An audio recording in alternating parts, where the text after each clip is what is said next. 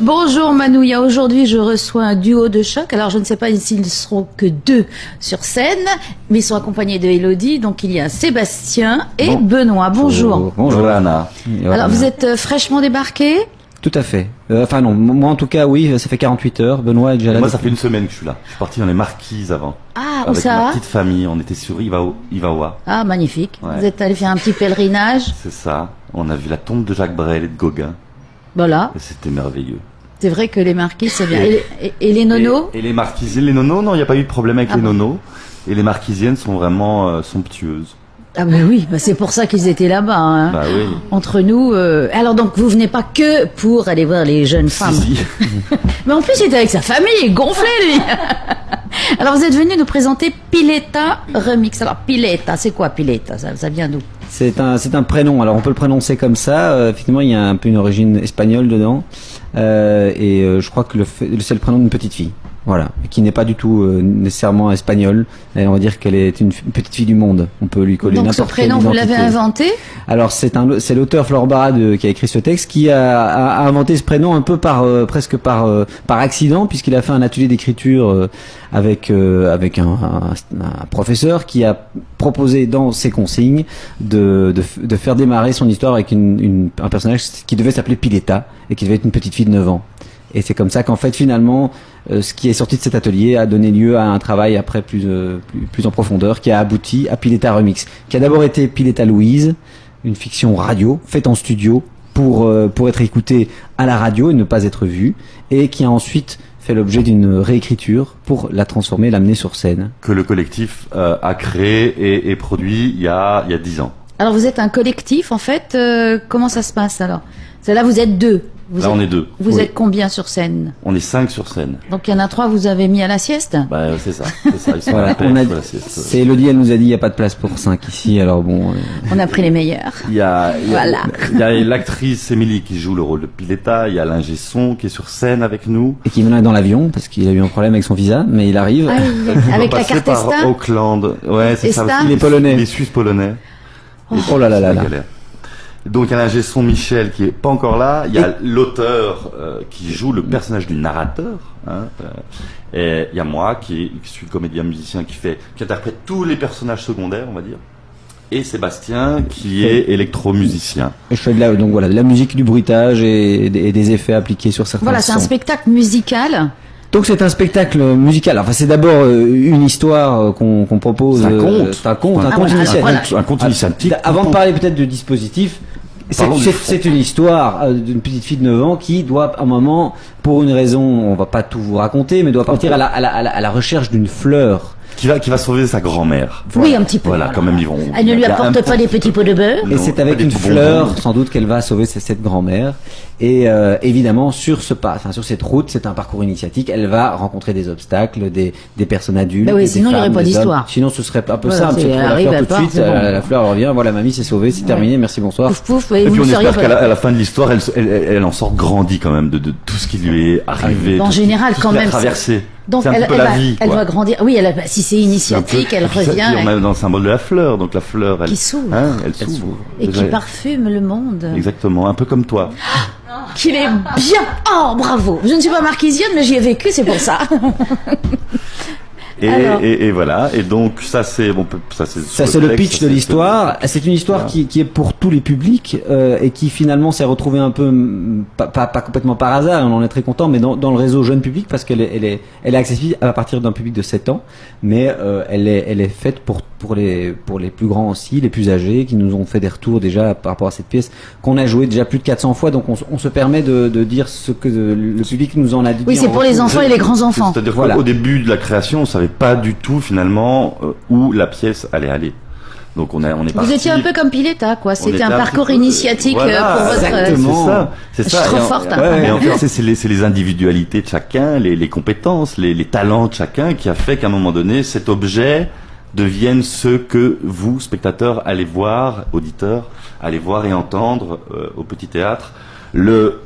Du 10 au 26 mai, on va le redire encore, au Petit Théâtre, voilà. Les vendredis, samedis et dimanches. Vendredi, samedi. Oui, avec des horaires 19h. différents, sachant que le dimanche, c'est à 17h, je crois, Oui. pour les petits, et le vendredi, samedi, c'est à 19h30. Et donc, remix, c'est juste parce que donc on est parti de cette fiction radiophonique. Alors, ma question, parce que moi j'adore la radio, évidemment, et les contes, est-ce qu'on peut encore l'entendre, l'écouter, ou est-ce qu'elle est tombée au fond des oubliettes? Alors, la première version, on peut l'écouter sur le site du collectif wao.be. C'est la même histoire, mais qui est plus longue et qui bénéficie des avantages du studio. Grosse équipe de tournage, enfin studio d'un tournage, donc grosse équipe d'interprètes, un groupe de musique avec contrebasse, batterie, etc. Et cet objet aujourd'hui on a proposé d'en faire une nouvelle version qui soit adaptée à la scène avec un aspect visuel, mais aussi un aspect mobile.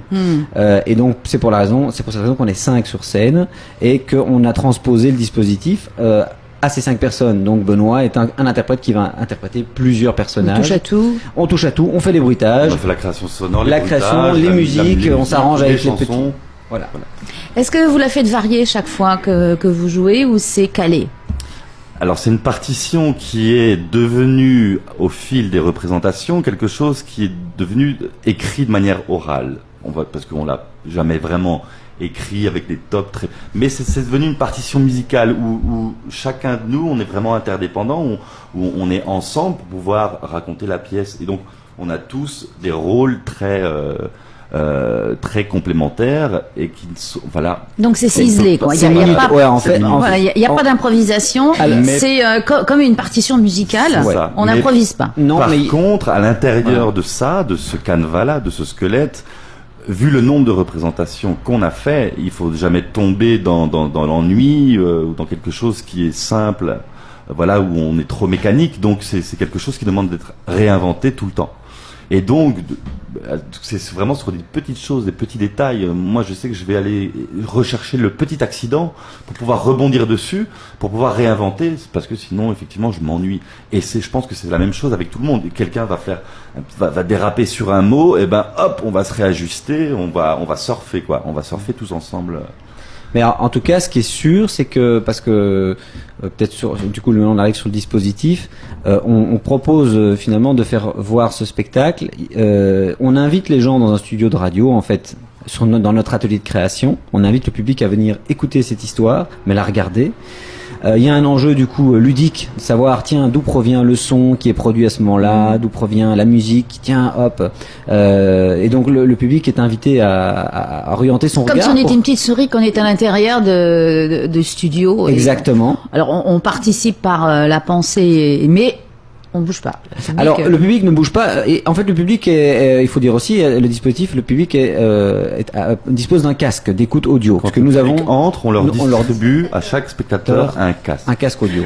Et donc c'est parti pour une longue. Alors on est en immersion. On est en immersion sonore. Le public n'est pas pour autant déconnecté de nous, ni déconnecté des personnes qui se trouvent autour de lui, parce qu'en fait nous ne sommes pas non plus déconnectés du public.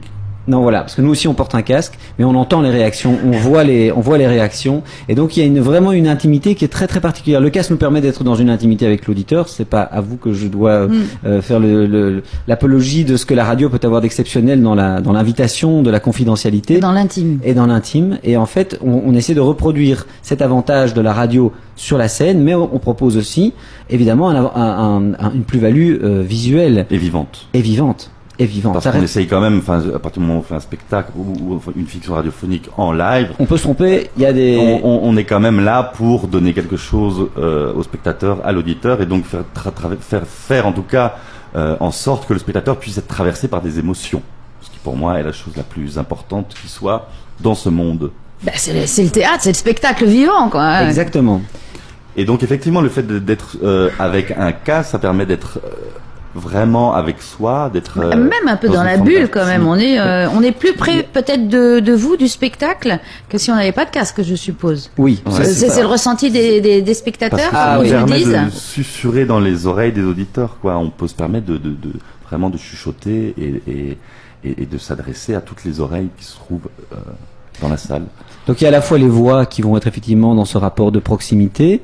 On peut jouer avec la distance du micro, s'éloigner pour faire donner de l'espace. Évidemment, il y a un ingénieur de son qui aussi va jouer de certains effets pour mettre des réverbes, pour transformer les lieux. Parce qu'on est quand même sensible à l'outil radiophonique dans ce qu'il a de complet. Donc que ce soit bien clair, c'est pas une émission de radio avec des animateurs qui lisent un texte. On n'est pas du tout là-dedans. On est vraiment avec des interprètes, des musiques. On a tout le langage de la radio se déploie sous les yeux du spectateur. C'est juste qu'il n'y a pas un décor. On choisit une espèce de minimalisme de décor. On est dans le noir avec un jeu d'éclairage. Ouais, notre scénographie, c'est un studio de radio. Ouais. Avec des tables, avec des bruitages, avec des micros, avec des claviers, avec des instruments, avec des comme Monty Python, là, avec les noix de coco. Là. Vous avez des noix de coco? Pourtant, il y en a ici. Non, on a des castagnettes. Effectivement. On a des castagnettes pour représenter les pas d'une vieille femme. Voilà. On a d'autres choses, on a des bobines de vieilles cassettes, des bandes magnétiques pour faire des bruits de pas dans les feuilles mortes. Il y en a d'autres choses comme ça, on peut pas évidemment tout dévoiler, mais c'est là le côté ludique, et en même temps, je pense que c'est pas juste c'est pas un gag. On essaye aussi d'emmener dans quelque chose de profond. Non, c'est atypique, c'est un spectacle atypique qui nous entraîne grâce, d'habitude c'est plutôt le visuel, là c'est aussi l'audition. Exactement. Et on va stimuler l'audition, et je pense que, en tout cas, souvent, c'est ce qu'on a comme discussion après avec les jeunes, les parents et les enseignants, c'est que ce spectacle invite aussi les jeunes à être, parce qu'ils sont mordus de ce truc, ils rentrent dedans parce que la magie du casque opère aussi beaucoup à ce niveau-là, et ils sont pour une fois, ils ont la possibilité de créer leurs propres images et de ne pas subir les images d'une tablette. Et pourtant, les profs, les parents sont étonnés de dire ils n'ont pas lâché d'une seconde votre histoire. Donc, en fait, ça renoue avec cette force de l'imaginaire que la littérature, que la lecture permet de. C'est vrai qu'il y a un enfant qui a dit, il a enlevé son casque et il a crié j'ai adoré ce film. Alors que effectivement, voilà. Au lieu d'avoir une image pour 200 personnes, on a 200 films pour.